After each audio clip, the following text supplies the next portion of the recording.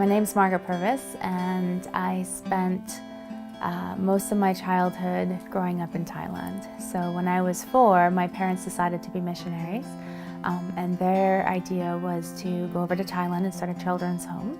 So they collected about 27 Thai, Asian, Hmong, Hill Tribe kids, and we all grew up as one big happy family, working, ministering together, and doing all of that kind of thing. And it was a great childhood.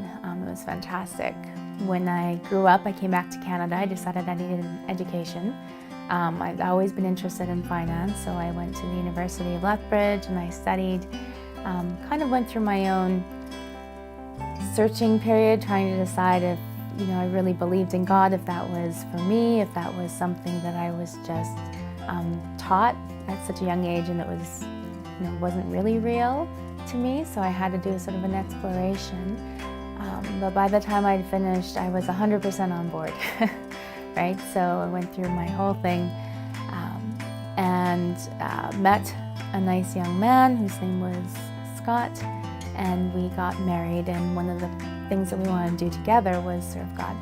Scott decided that he wanted to be in ministry full-time, and the church we were part of at the time didn't have any money to pay us, so he became a full-time volunteer pastor. So he did that for a year, and while he was doing that, I worked and made the money to help pay the bills.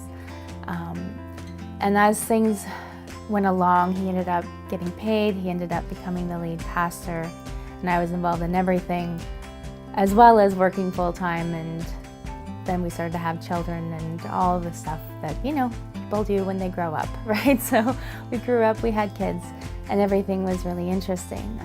It was really a lot of fun.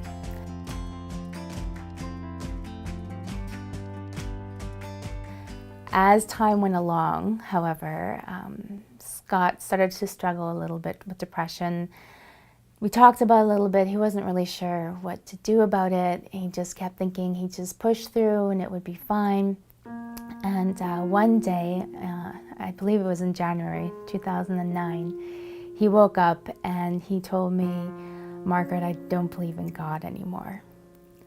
And I was kind of shocked, and I didn't really understand how you go from being 100% on fire and excited and serving people to just all of a sudden God doesn't exist.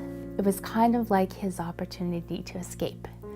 So he quit his job, he quit our marriage, he left the house, and he started destroying his friendships one at a time. As you can imagine, right, all of his friends were believers and they looked up to him and he was their mentor, and now he was angry atheist trying to convince them otherwise, and things just really fell apart.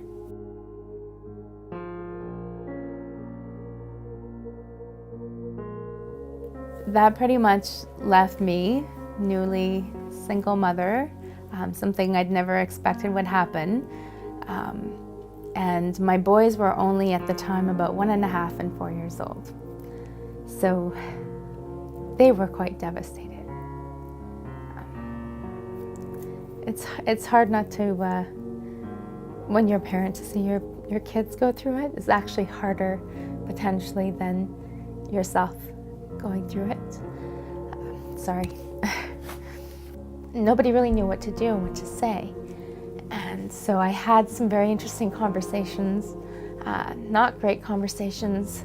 One of my closest friends wrote me a really long email, and this just kind of a reminder to everyone, if you ever write a really long email, maybe sleep on it for a couple of days. But in the email, she explained to me how everything that had happened was actually my fault, because I hadn't been a good enough wife, and I hadn't been a good enough servant, and it was really devastating. To a really large degree, I felt abandoned. I felt abandoned by the people that I served. I felt abandoned by the people that I thought loved me and had my back. And it's not that they did. It's more that they didn't know what to do and they didn't know how to react. And this is a horrible thing, but I've talked to other women before. When your husband betrays you and leaves you,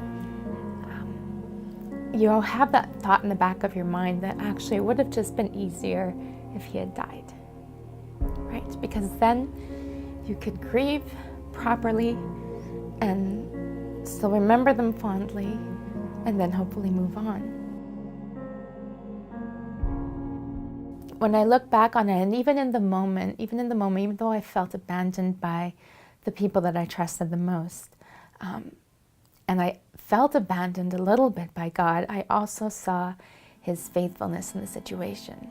That over and over again, every time I was struggling to make ends meet, something happened financially. I would get a bonus or a raise, and then I got a promotion, and then I got another raise, and it just kept happening, so that no matter how stressful it got, we were always okay.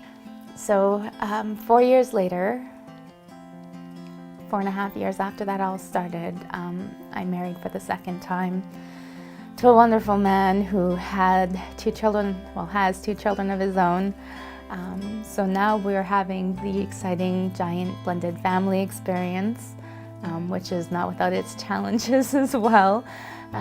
But it's such a better place than where I was. And God really did help me through all of that. You know, God never promised us that bad stuff wouldn't happen.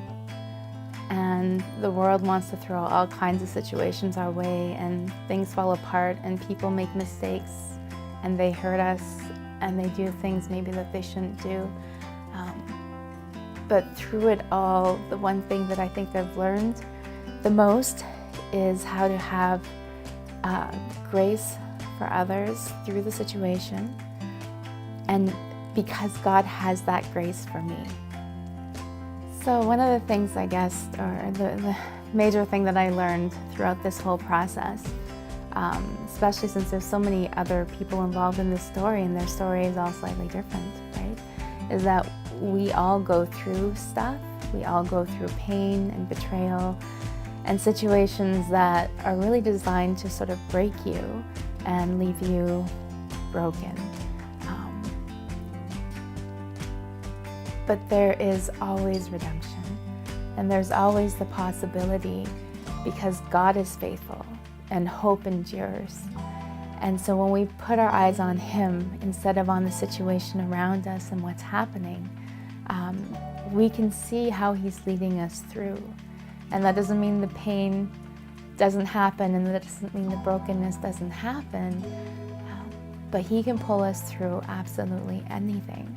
And so if I can encourage anyone out there who may or may not be going through some kind of pain or some kind of situation like mine or very different from mine, to keep your eyes on him, because he is faithful.